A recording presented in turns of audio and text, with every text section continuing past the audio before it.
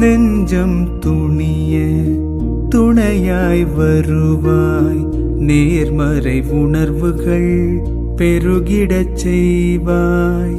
உடலில் உறுதியை பெரிதாய் தருவாய், உனை உணரும் அறிவை என்னுள்ளருள்வாய். சுற்றமனைத்தும் காப்பவனே, செய்தொழிலில் ஏற்றம் தருபவனே, எடுத்த செயலில் வெற்றி கொடு, என் ஆற்றல் பெருகிட அருளை கொடு.